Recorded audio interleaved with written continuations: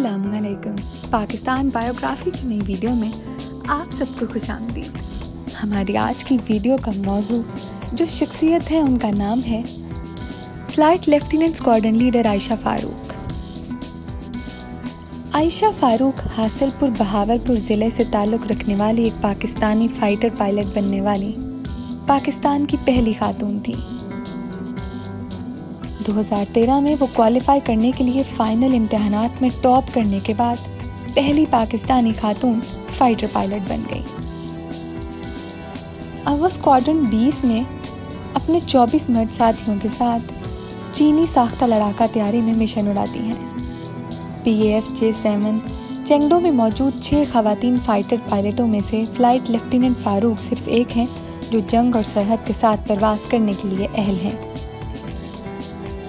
आयशा फारूक इन 19 ख़वातीन में से एक हैं जो 2000 की दहाई से PAF में पायलट बनी हैं। आगा खान यूनिवर्सिटी में मुनक़िदा एक ख़ुसूसी सीरीज़ का हिस्सा एक लेक्चर में फ़्लाइट लेफ्टिनेंट आयशा फारूक ने कहा कि सिर्फ किसी की ज़िंदगी के पीछे मुहर्रिक नहीं होनी चाहिए।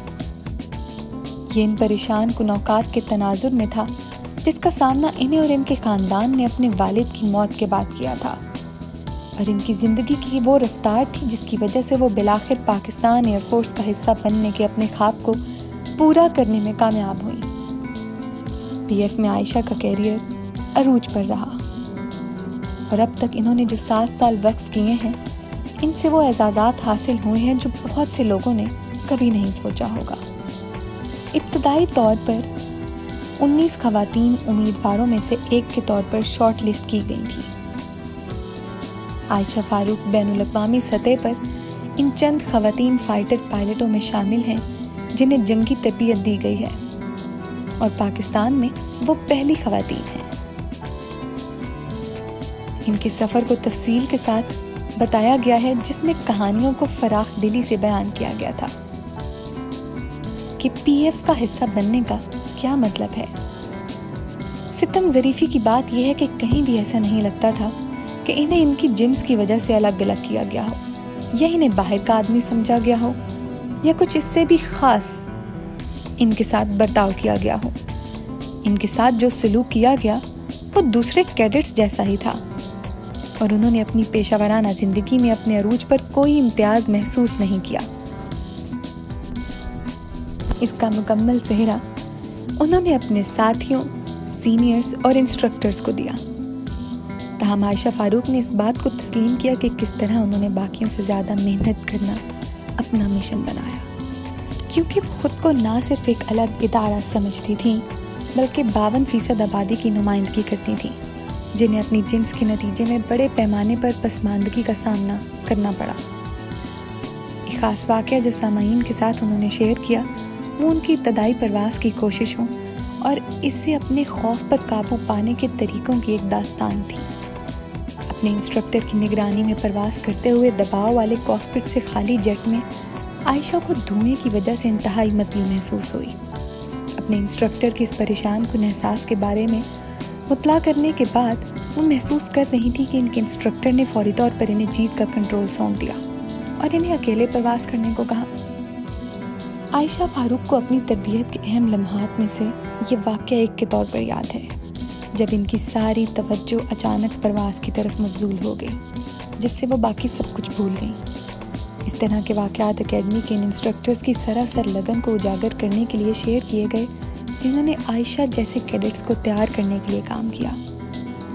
त्यारा उड़ाने से लेकर मज़ीद T-37 अपने पहले सोलो सफ़र और जंग से मुतल्लिक मिशंस के लिए लड़ाका जेट की तरबियत की तरफ बढ़ने तक आयशा का ख्याल था कि अज़्म और ख़ुद हौसला अफजाई ही ने इन्हें आगे बढ़ाया। इनकी तरबियत की इब्तदाई सूबों के बारे में इनकी दिलचस्प यादें जिसमें वो पहले भागती और बाद में बेदार होते थे। ये एक वाकई आजमाइशी वक्त था और बेहोश दिलों के लिए काफ़ी चैलेंज, लेकिन बिलाखिर इनकी कामयाबियों ने इन तमाम औकात को महज एक साया बना दिया। इस गुफ्तगू में वो मौज़ूआत थे जो तमाम हाज़रीन के लिए तहरीक का एक बड़ा ज़रिया थे। आयशा को अपने मुल्क की खिदमत के लिए जो एज़ाज़ और वो इज़्ज़त और तारीफ़ थी जो अपनी वालदा की लातादाद कुर्बानियों के लिए हासिल की, इन्हें ताकत की आखिरी मिसाल के तौर पर हवाला देते हुए आयशा की मुबासरत गुफ्तगू ने सामईन में बहुत से लोगों के आंसू बहाए। आयशा फारूक इस बात पर हमेशा जोर देती हैं कि किस तरह एक औरत अपनी पेशावराना अज़ाइम से कतई नज़र अपनी ज़िंदगी के मुख्तलिफ पहलुओं को मुतवाज़न करने की सलाहियत रखती है। इनके बकौल मुसल्लह अफवाज को अपने शहरियों ख़ुसूसन ख़वातीन की बेलौस लगन की ज़रूरत है और उन्होंने महसूस किया कि इनकी जद्दोजहद और हतमी अरूज इस बात का इशारा है कि ख़वातीन भी कैसे कामयाब हो सकती हैं। आयशा फारूक का तमाम ख़वातीन को ये मशवरा था कि न सिर्फ रोल मॉडल की तरफ देखें बल्कि ख़ुद भी बने। दुबली पतली और नर्म बोलने वाली जंगी पायलट ने कहा कि वो अपनी माँ, जो एक घरेलू खातून और एक बेवा हैं, वो अपनी पूरी ज़िंदगी में उन्हीं से मुतासिर हैं। आयशा फारूक कहती हैं कि मेरी माँ मेरे लिए ताकत की हतमी अलामत है। कहने लगी कि मेरी वालदा ने मुझे मजबूत बनाने के लिए इस मुकाम तक पहुँचाया कि अगर एक दिन मुझे अकेला छोड़ दिया गया तो मैं अपना ख्याल रख सकूँगी। उन्होंने मज़ीद कहा कि इनकी कामयाबी इनकी वालदा की हमायत का नतीजा है। उन्होंने कहा कि मेरी माँ ने मुझे आसमानों को छूना सिखाया और हर मोड़ पर मेरी हौसला अफजाई की। मैं आज जो कुछ भी हूँ अपनी माँ की वजह से हूँ।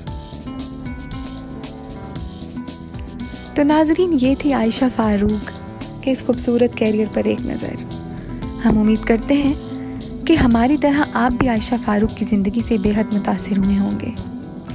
तो अगर आपको हमारी ये वीडियो पसंद आई है तो इसे लाइक और शेयर करना मत भूलें।